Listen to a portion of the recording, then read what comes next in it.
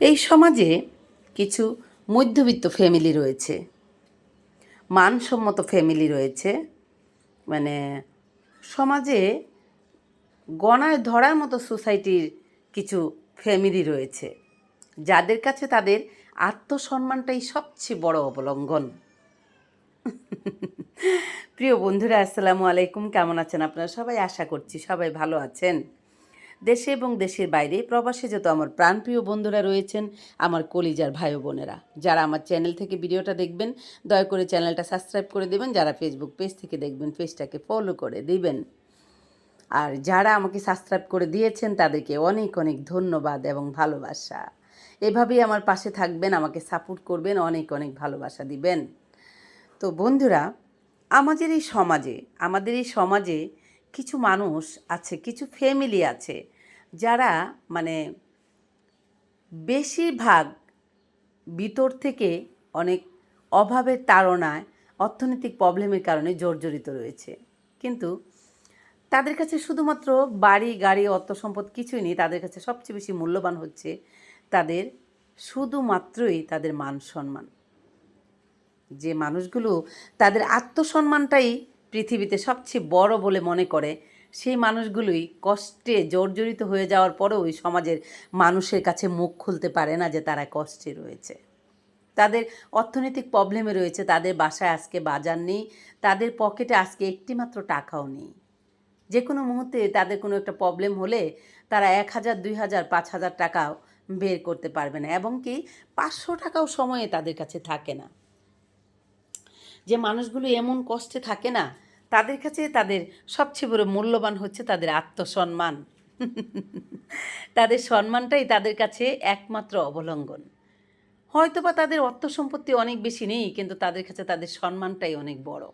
সেই মানুষগুলোই ভিতর থেকে চাপা কষ্ট, দুঃখ জর্জরিত হয়ে যাচ্ছে, কিন্তু কারো কাছেই তারা মনের কথাগুলো বলতে পারছে না, মুখ খুলতে পারছে না। কেন? ওই যে শুধুমাত্র একটি জায়গায় রাজা নীরব।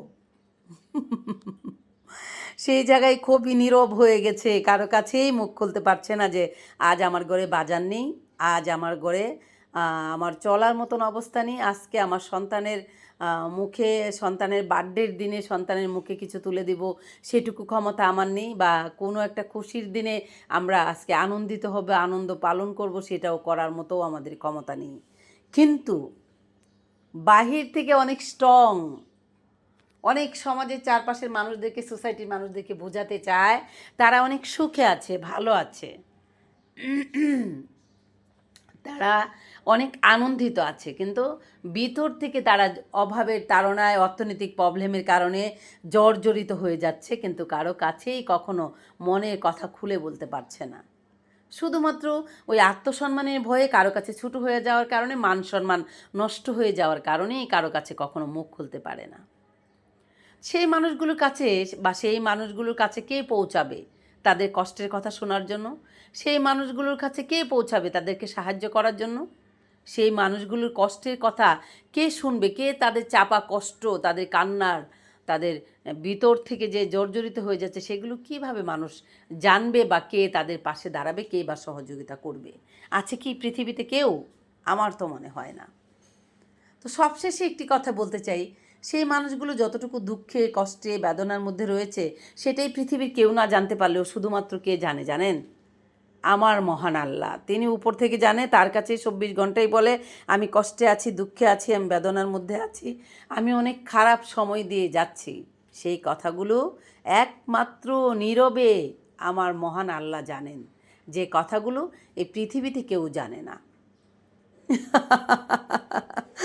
তাহলে যাদেরকে সাহায্য করার মতো মানে কোনো মানুষ নেই, যাদের কথা শোনার মতো কোনো মানুষ নেই, যাদের কাছে দুঃখ প্রকাশ করার মতো কোনো লোক নেই, তারা কার কাছে দুঃখ প্রকাশ করে? আমি মনে করি আমার মহান আল্লাহ তাআলার কাছে দুঃখ প্রকাশ করেন।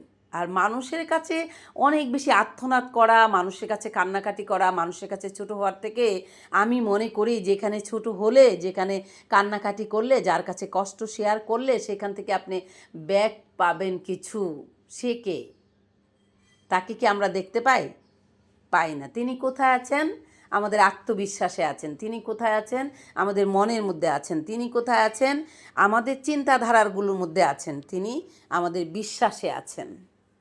আমি মনে করি সে ধরনের ভাই বোনদেরকে একটি কথাই বলবো, ভেঙে পড়বেন না, কষ্ট পাবেন না, বেদনার মধ্যে দিয়ে যাবেন না, জর্জরিত হবেন না।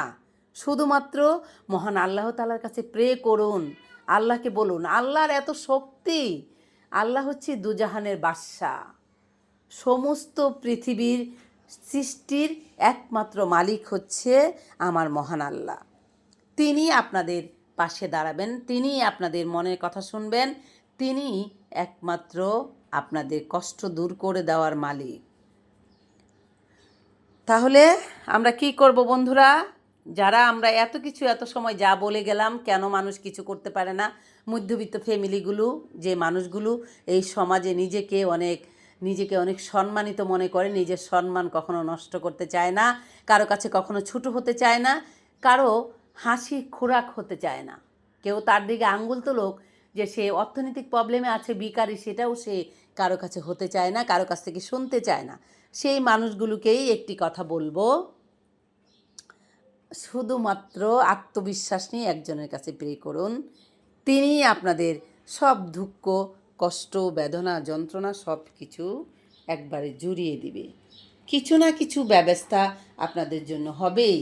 তো আল্লাহর উপর আত্মবিশ্বাস রাখুন, আল্লাহর কাছে প্রে করুন, মনোবল ধরে রাখুন আর অপেক্ষা করুন। কিছু না কিছু ব্যবস্থা আপনার জন্য হয়েই যাবে, আপনাদের জন্য হয়েই যাবে, আপনাদের সন্তানদের জন্য হয়ে যাবে। সেটুকু আমার আত্মবিশ্বাস আমার আছে, আমি করছি, সারা জীবনেই করে যাচ্ছি। তো প্রিয় বন্ধুরা, আমার প্রিয়জন যারা রয়েছে, আমার কাছের মানুষ, আমার ভালোবাসার মানুষ, যাদেরকে আমি মনে করি আমার ভিউয়ার্স, আমার বন্ধুরা, তাদেরকে একটি কথাই বলবো, কখনো মনোবলকে হারাবেন না। আল্লাহ তাআলার উপর ভরসা করুন, তিনি দয়ালু, আপনার উপর দয়া করবে, আমার উপর দয়া করবে, এই পৃথিবীর সমস্ত অসহায় মানুষদের উপর দয়া করবে। সেটা আমি বিশ্বাস করি, বিশ্বাস করছি, সারা জীবন বিশ্বাস করব। আপনিও বিশ্বাস করুন। বিশ্বাসের ফলাফল অবশ্যই পাবেন। তিনি আপনাদেরকে খালি হাতে ফিরিয়ে দেবে না, কোনো দিন দেন নেই কাউকে, আপনাদেরকেও দেবে না। তাহলে বন্ধুরা, যারা আমার প্রাণপ্রিয় বন্ধুরা রয়েছেন, বড়দের জন্য রইল আমার তরফ থেকে সালাম, ছোটদের জন্য রইল এক বুক ভালোবাসা। তাহলে বন্ধুরা, আজ আমি এখান থেকে বিদায় নিচ্ছি। এই পবিত্র মাহে রমজানে যারা কষ্টে আছেন, তারাও আল্লাহ তাআলার কাছে প্রে করেন।